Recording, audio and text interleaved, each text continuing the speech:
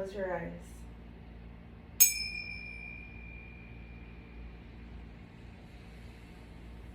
We're going to take 5 deep breaths. Breathe in through your nose. 1, 2, 3. Fill up your belly with breath. 4, 5. And hold your breath. 1, 2, 3, 4, 5. And slowly release out through the mouth, feeling the air come out of your belly and out into the universe. 1, 2, 3, 4, 5. Now breathe in through the nose. 5 counts. 1, 2, 3, 4, 5. Hold your breath. 1, 2, 3, 4, 5. And slowly release. 1, 2, 3, 4, 5. Again, breathe in through the nose, slowly filling up the belly with breath. 1, 2, 3, 4, 5. And hold as long as you can. 1, 2, 3, 4, 5. And slowly release. 1, 2, 3, 4, 5. 2 more times. We're going to breathe in through the nose. 1, 2, 3, 4, 5. And hold that breath. 1, 2, 3, 4, 5. Slowly release out of the mouth.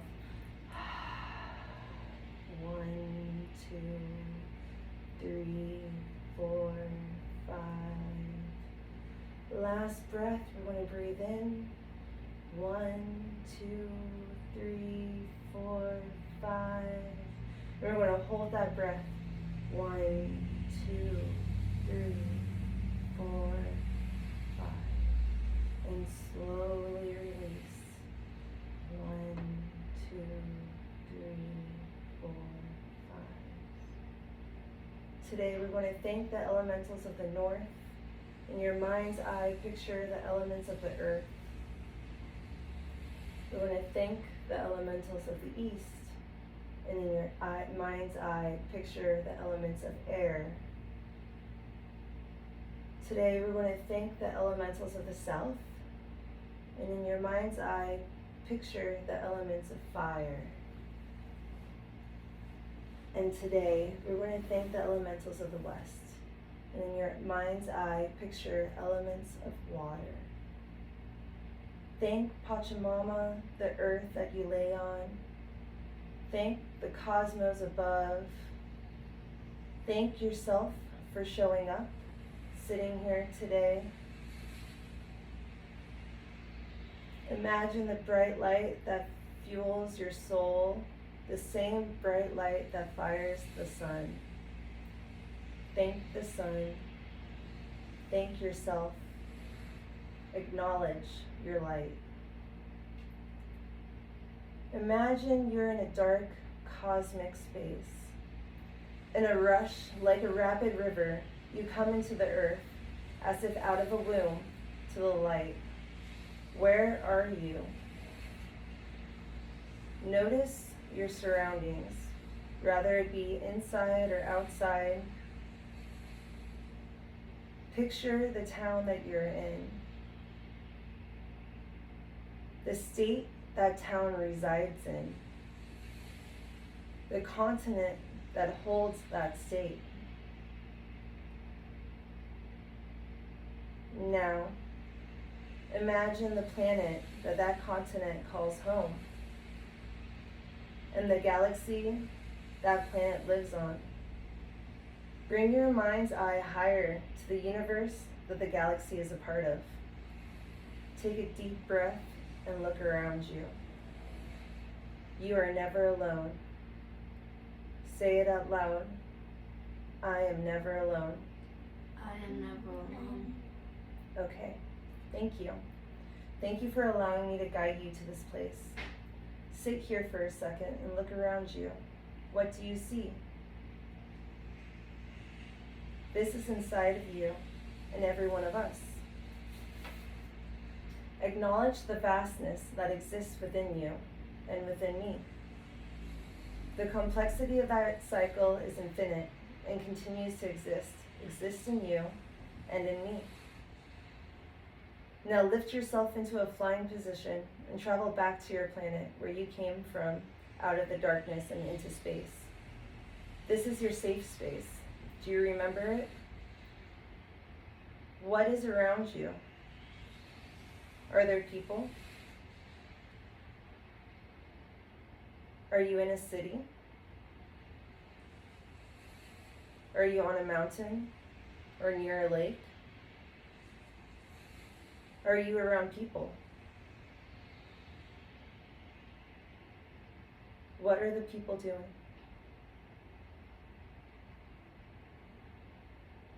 Are you around animals? What are the animals doing? We're going to paint this space, so sit with it for as long as you're comfortable and explore the space in detail in your mind's eye.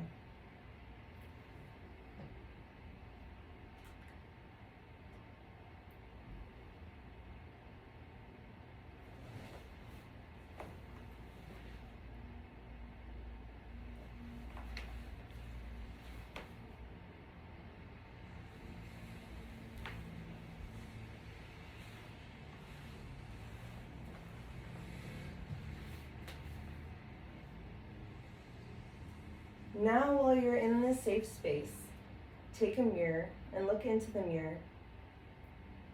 In the mirror is a problem that has been bothering you for a very long time. How do you respond in your day-to-day life to this problem? Do you scream at it? Throw objects because of it? Do you experience hate for others because of this problem? Self-hate because of this problem? Self-doubt? Do you feel unrest because of this problem? Has it kept you up at night?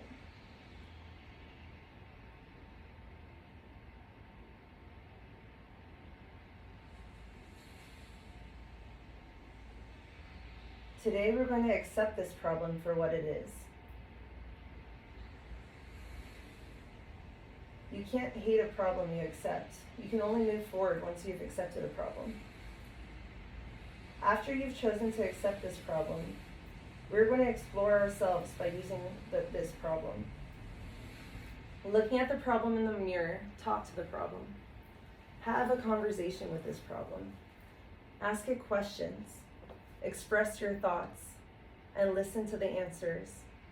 We're going to sit in silence for approximately 5 minutes while you conversate with this problem.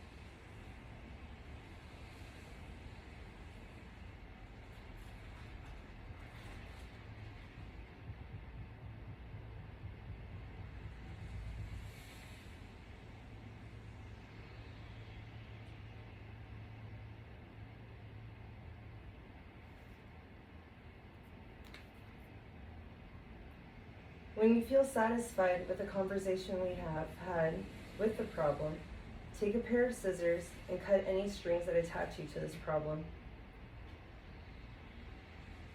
This problem is no longer serving you, and you're ready to move on. After you have cut the cords, say goodbye to the problem and wish it a safe travel into the light. Place down the mirror and look at the space you are in. Is anything different? Do you notice more in this space?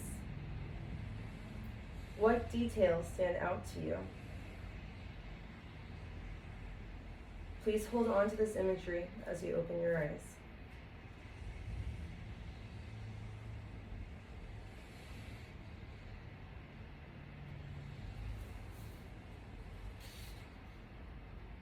All right, you guys could slowly get up when you feel comfortable, no rush. You might have to wiggle your toes and your feet just to kind of get back into your body after traveling into space and back. All right, good job. So when we experience uncontrollable rage, we view it from the perspective of the self rather than the global consciousness. This doesn't devalue your rage. Your rage may or may not be correct. You might be coming from, a self-centered place, or you might be coming from a righteous place. But when you release rage, you're always coming from a self-centered place, because that's not a global conscious. Even great leaders have not solved their problems by running into battle, but rather by placing their pieces deliberately and playing their cards strategically. So now we're going to talk about perspective in art. Does anybody want to talk a little bit about what their space looked like first? Yes. So, my space was like a forest, and there was this family of raccoons that I see outside my window sometimes there. There was a mother that had no tail and like 5 full babies, and there was a fox. Was the fox after the raccoon? No, it was just chilling. That's really cool. I was in a forest. There's a waterfall. I was just surrounded by different animals like deer, rabbits. It was very nice. I just love water so much. Or like a beach. Oh, I had a forest. I also had a forest, Oh man. but it wasn't like a big forest. It had a I lot had of like open a- space. Like fields. I had like a with smaller couple trees area in the it. size of this room, like an open space. Trees that. and cherry blossom trees. Oh, cherry blossom trees. This is going to look so dope when you guys paint this out. Okay. I think it's because of mine. So the pictures I have are mostly, you can stay sitting here just a second. The pictures I have are of like cities, but I should have picked out forest pictures. But you could get the idea of like the art lesson. Here, I'm being a witch now. Take off the witch hat. Put on my art hat and get an art hat. So to understand perspective in art, we start with the viewer, okay? So none of these are that perspective, but you can imagine, there's some forest photos. Okay, to see a landscape, there has to be a viewer, right? So there's you, okay? You're the viewer. And when you look at something, you're looking at the horizon line. The viewer sees infinitely far away, right? So wherever you're seeing, whatever's in front of you will be like the obstacle, but otherwise you can see into infinitely far away. And this is your horizon line. On the horizon line is a vanishing point. So this is how you learn perspective. So right here, this is going to be your vanishing point, okay? A single vanishing point is called one-point perspective. So this is one-point perspective. Now let's add a second vanishing point. In most cases, the vanishing points are slightly off the frame. So, ta-da! 2 vanishing points, okay? And now lower the horizon line. So this one has a higher horizon line. I'm going to look for one that's lowered.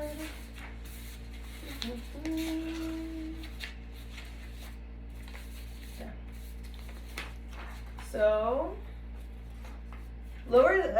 so if you lower the horizon line down below, this is now the horizon line, because you can see the vanishing point is like right there, is going to be looking up, okay? And the third vanishing point above. So when you do vanishing points, you got 1, 2, and now when you're looking up or down, so now there's a third one up here, right? So you got these 3 vanishing points.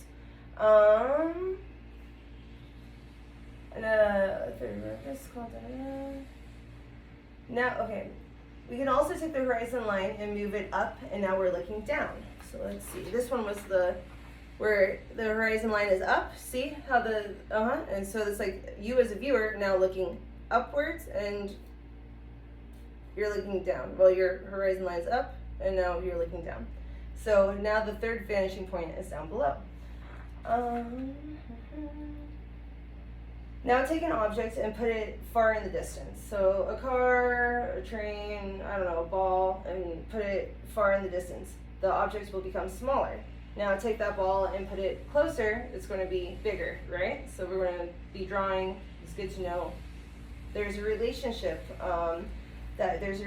between size, distance, and eye level. So now imagine a river or car going from angle to angle. So if it's close up and we have a river going from this side to this side, you're going to see the slope, right? This is called the slope. But if we take that same river and we put it further away, is it still going to be from one side to one side? Are you going to see the curve far, far away? Probably not. Yeah, so the further in the distance it is, the more horizontal the curve, the slope is going to be. So distance forces horizontal lines. Now let's quickly talk about light and shadow in the backdrop. Here's your forest photo. We have the foreground, which is the closest to the viewer, the middle ground, and the background. In the foreground, we can see the shadow of the sun easily. So can you see right here? Shadow, shadow, like the rocks have shadows. But you can't really see that in the background. It's not as prevalent. You can see it here, but it's not going to be like the little details of everything, you know? In the foreground, there's a variety of colors and values in the shadow. So you're going to see like more like greens, browns, dark browns in the front. We're not going to see those details in the back, okay? So you're going to use less colors when we start painting our midground.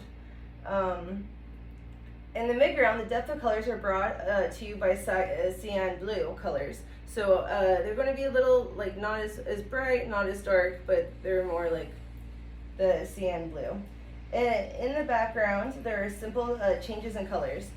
The sky does not go from yellow to blue, but rather the yellow influences the blue and the blue fades into yellow. Colors happen due to light, so the light family reserves its colors more than the shadow family. Yellows get filtered out because of the atmosphere. So you don't want to use bright yellow and then like a blue. You're going to want to fade your colors in a little bit as you go into the sky, okay? And that's how you make the pretty sunsets. So take your notebooks. Go grab your notebook. You need a piece of paper. Yeah, if you want. Here you go. Thank you. Here's some pencils. Yep. That is paper for you for now. You're right on that.